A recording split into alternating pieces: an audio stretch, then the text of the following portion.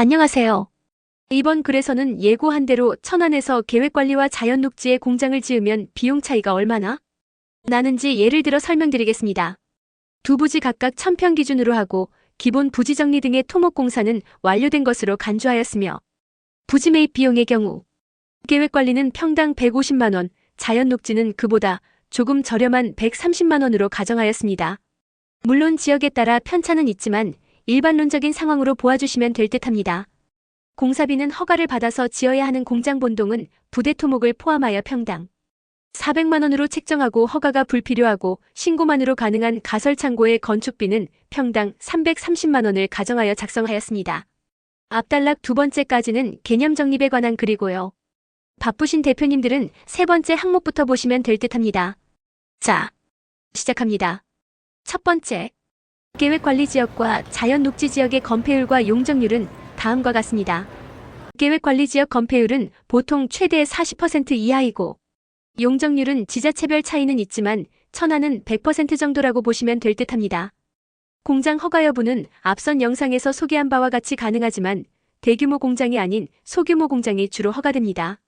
소규모라고 해서 몇십 평 정도는 아니고요. 그 이상 몇백 평 단위까지도 충분히 가능합니다. 단 환경오염 유발시설은 추가 규제가 있을 수 있습니다. 자연녹지지역 건폐율은 최대 20% 이하이고 용적률은 80% 이하입니다. 자연녹지에서도 소규모 공장 허가가 가능하고 계획관리처럼 환경오염 유발시설은 제한될 수 있습니다. 두 번째, 계획관리와 자연녹지의 주요 차이점을 공장주의 입장에서 알아보겠습니다. 가장 큰 차이는 건폐율입니다. 1000평을 샀는데 400평을 쓰느냐, 200평밖에 못 쓰느냐의 차이가 가장 크다고 할 수 있습니다. 부지 가격의 차이도 제법 크다고 할 수 있습니다. 건폐율의 차이로 인해 대부분 계획관리를 선호하다 보니 원부지의 가격부터가 계획관리가 더 높습니다. 그 외에도 이러저런 제한사항이 있지만 위에 두 가지 사항이 제일 크다고 할 수 있고 그 부분을 중점적으로 글을 이어가겠습니다. 두 지역을 선택해서 공장을 지을 때 고려할 부분이 있습니다. 우선적으로 고려할 사항은 사업 목적에 부합하는가를 따져야 합니다. 예를 들어 제품을 생산해서 야적을 많이 하기 위한 공간이 필요하다면 굳이 비싼 계획관리를 찾을 필요가 없습니다. 또한 생산시설보다는 창고가 더 많이 필요한 분들도 자연녹지가 더 나은 선택이 될 수 있습니다.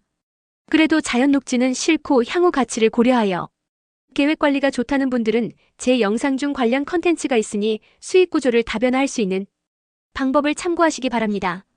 공장 등록 증상에 생산 면적이 일정 면적이 필요하다면 계획관리를 선택하시고 반대로 생산시설은 작아도 되지만 야적장이나 창고가 많이 필요하시다면 자연녹지를 선택하는 것이 효율 높은 투자라 할 수 있습니다. 부지 위치에 따라 틀리겠지만 천안 서북구, 직산 같은 경우 토목공사가 완료된 공장 부지의 가치는 계획관리가 상대적으로 높지만 이후 시간이 흘러보면 별다른 차이를 보이지 않아 역시 부동산은 위치가 중요하다는 걸 알 수 있습니다. 세 번째, 그럼 예고한 대로 계획관리지역과 자연녹지에서 공장 및 가설창고 등이 건축비와 부지대금 산정에 대해 예시를 들어보겠습니다. 부지 규모는 동일하게 1000평으로 하고 허가가 필요한 본 건물의 크기도 각각 최대 건폐율을 적용하였습니다. 가설창고의 건축 가능 면적은 건축 제한선 등에 따른 이격거리와 제외 면적 등의 복잡한 계산을 배제하고 단순히 본동을 제외한 잔여부지 면적을 산술 계산하여 단순화한 계산을 적용했습니다. 부지대금은 최초 매입 시의 현실적인 가격 차이를 반영하였습니다. 지금부터 예시에 따른 계산 들어갑니다. 1계획관리지역에서 1000평 부지에 공장을 지을 때의 비용을 산출하면 부지대금은 평당 150만 원 1000평 15억 원이고 공장 건축허가 가능 면적은 1000평의 40%이니까 400평입니다. 평당 건축비를 400만 원 적용하면 공장 건축비는 16억 원입니다.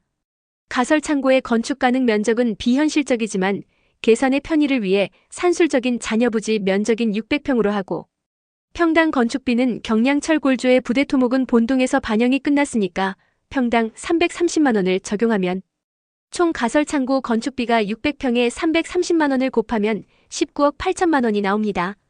따라서 계획관리지역의 이론상 최대 규모로 공장과 가설창고를 지었을 때 부지대금과 공장 건축비, 가설창고 건축비를 포함한 총비용은 50억 8천만 원입니다. 이 자연녹지 지역에 지을 때 조건은 동일합니다. 부지대금은 계획관리보다 상대적으로 저렴한 평당 130만 원으로 책정하면 1000평 기준으로 13억 원이 나옵니다. 공장 건축의 경우 건축 가능 면적은 1000평의 20%인 200평입니다. 평당 건축비는 동일하게 400만 원 적용하면 공장 건축비는 8억 원입니다. 가설창고 건축 가능 면적은 이론상 800평으로 계산하고 평당 건축비는 그대로 330만 원을 적용하면 가설창고 건축비는 26억 4천만 원입니다. 따라서 자연녹지의 경우 총 비용은 47억 4천만 원입니다. 네 번째, 정리 및 결론을 내보면 계획관리지역 총 비용과 자연녹지 지역 총 비용의 차이는 3억 4천만 원입니다. 3억 4천만 원 차이면 얼마 안 나네 라고 생각할 수도 있지만 이를 제조업 매출과 순이익 구조로 살펴보면 차이가 확실히 느껴집니다. 제조업의 순이익률을 7%로 가정하면 3억 4천만 원의 순이익을 내기 위해서는 약 50억 원에 가까운 매출을 올려야 합니다.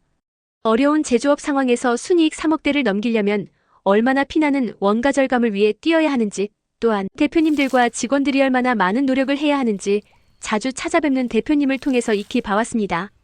위의 예시는 참고 삼아 작성된 사항이고 부지의 크기와 상태, 공사 여건 등에서 차이는 있겠지만 한눈에 비교할 수 있을 겁니다. 자, 다음 시간에는 인허가라 부르는 개발 행위를 하기 위해 어떤 일을 해야 하는지, 그리고 공장을 신축할 때 내야 하는 각종 세금과 절세 방법을 연이어서 알려드리겠습니다. 오늘은 아침 이후 날씨가 봄날처럼 따뜻해지네요. 외근길에 지나친 소류지의 물을 보면 따뜻한 봄날에 물가에 앉아 낚시를 하고 싶은 날씨입니다. 항상 대표님들을 응원합니다. 버티면 좋은 날이 올 거라는 희망을 가지고 파이팅입니다.